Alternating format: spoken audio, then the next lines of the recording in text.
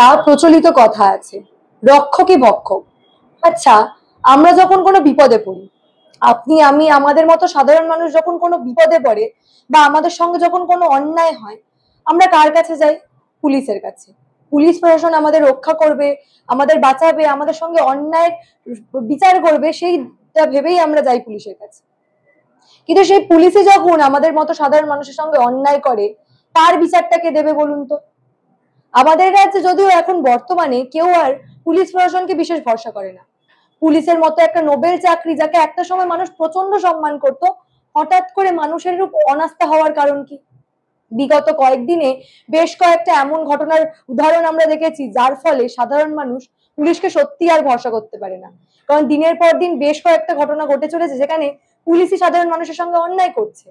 বর্তমানে কোচবিহারে আবারও সেরূপই একটা ঘটনা ঘটলো, যেখানে আমরা দেখতে পাচ্ছি কোচবিহারের পুলিশ সুপার সাধারণ মানুষের সঙ্গে অন্যায় আচরণ করছেন, রীতিমতো গায়ে হাত তুলছেন কোনো রকম কোনো কারণ ছাড়াই।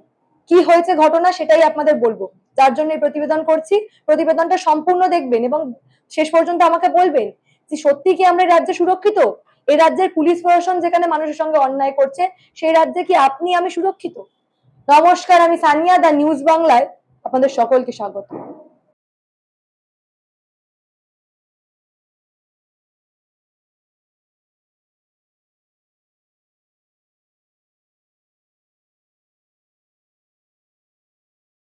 কোচবিহারের ৯ নম্বর ওয়ার্ডের রেলগুমটি এলাকায় অপ্রাপ্তবয়স্ক কিছু শিশু তারা বাজি পোড়াচ্ছিল কালী পুজো উপলক্ষে।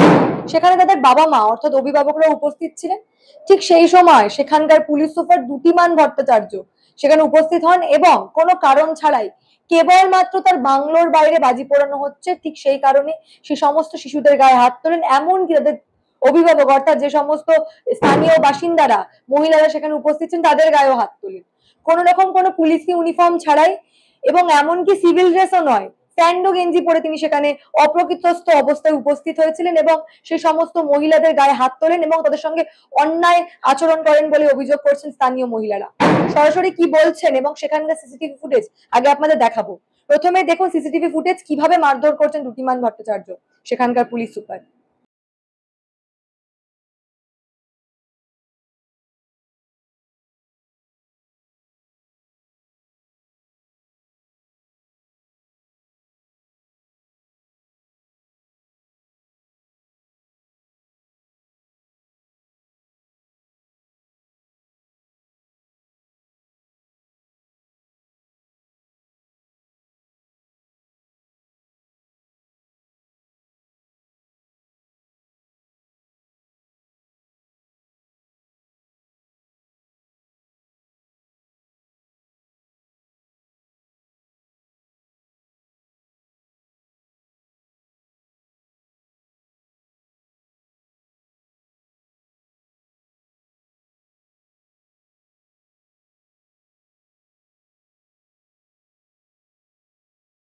সিসিটিভি ফুটেজ আপনারা দেখলেন, এবার শুনুন সেখানকার স্থানীয় মহিলারা যাদের গায়ে হাত তোলা হয়েছে এবং যে সমস্ত শিশুরা আছেন তাদের অভিভাবকরা কি বলছেন।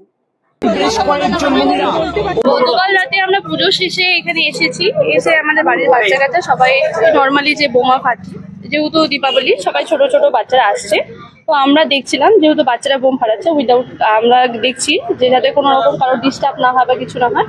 হঠাৎ করে এসপি, আমাদের সুপারিনটেন্ডেন্ট যে আছে ইন্সপেক্টর, উনি আর ওনার কয়েকজন লোক এসে কোনো বলা বলি নেই, কোনো কথা নেই, হঠাৎ করে বেধড়ক মারধর, বুঝতে পারলাম না। ঠিক আছে, ওনারা কোনো ইউনিফর্ম পরেনি, উইদাউট ইউনিফর্মে আসছে, ঠিক আছে, এসে মারামারি শুরু।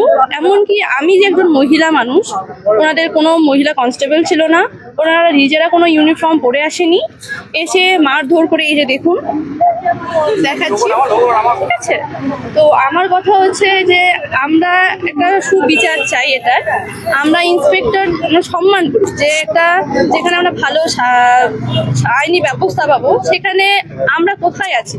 যেখানে একজন মহিলার গায়ে একজন পুরুষ এইভাবে হাত দিচ্ছেন। আমরা তো জানি না, হয়তো মুখ চেনা, তার জন্য আমি জানতে পারলাম যে উনি হচ্ছেন সুপারিনটেন্ডেন্ট অফ ইন্সপেক্টর, এসপি। উনি তো গুন্ডা হতে পারতেন, মাস্তানও হতে পারতেন।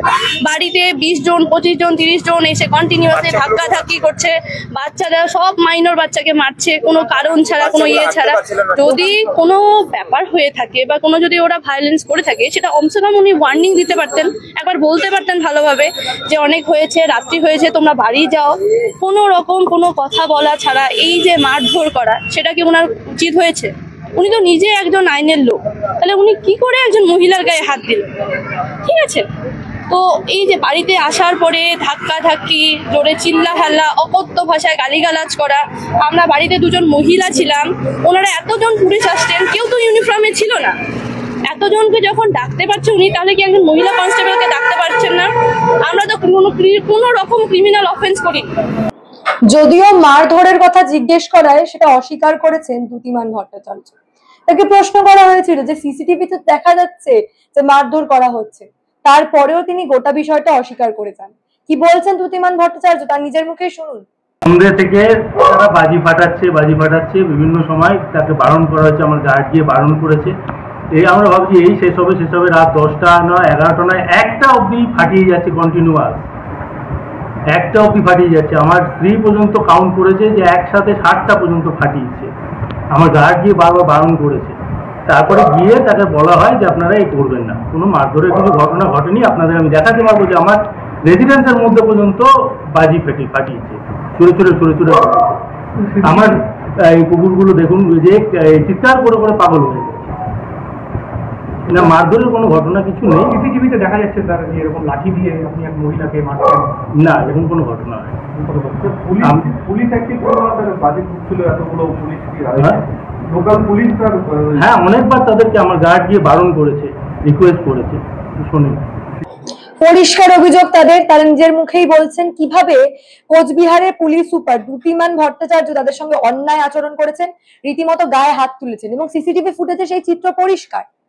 এবার প্রশ্ন হলো, এই রাজ্যের যেখানে পুলিশ হচ্ছে আমাদের রক্ষক, সাধারণ মানুষ কোনো অন্যায় হলে পুলিশের কাছে যায়, সেই পুলিশই যখন অন্যায় করতে শুরু করে, তাহলে আপনার আমার মতো সাধারণ মানুষের যাওয়ার জায়গা কোথায় বলুন তো?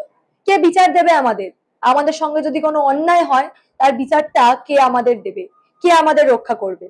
এই বিষয় নিয়ে বিরোধী দলনেতা শুভেন্দু অধিকারী তিনি সোশ্যাল মিডিয়ায় পোস্ট করেছেন এবং সংবাদ মাধ্যমের সামনে তিনি কি বলেছেন সেটাও একবার শোনাবো আপনাদের। পোস্ট করেছি, কোচবিহারের পুলিশ সুপার একটা, ওটাকে হাফ প্যান্টও বলা যাবে না, একটা ইনার পরে, শর্টস পরে, স্যান্ডো গেঞ্জি পরে, মদ খেয়ে, এই দ্যুতিমান না কি নাম, কিভাবে মারছে দেখুন মহিলাদেরকে। আমি সোশ্যাল মিডিয়াতে পোস্ট করেছি। এরপরে ওরা থাকবে, কারণ এরা মমতার সম্পদ, তো এরা থাকবে। আর 6 মাস পরে এদেরকে তাড়াবো, যা ব্যবস্থা নেওয়ার। গোটা বিষয়টা তো দেখলেন, আর কটা দিন আমরা এইভাবে মুখ বুজে সহ্য করে যাব বলুন তো? আমাদের সঙ্গে যদি কোনো অন্যায় হয় তার জানাবো আমরা কাকে? আমাদের রক্ষা করার দায়িত্ব যাদের, অর্থাৎ পশ্চিমবঙ্গ পুলিশ, তাদের তো এই অবস্থা আপনারা দেখতে পাচ্ছেন। বিগত কয়েকদিনে একাধিক এমন ঘটনা ঘটে গেছে যা প্রমাণ করে দিচ্ছে যে এই রাজ্যে আমরা সুরক্ষিত নয়।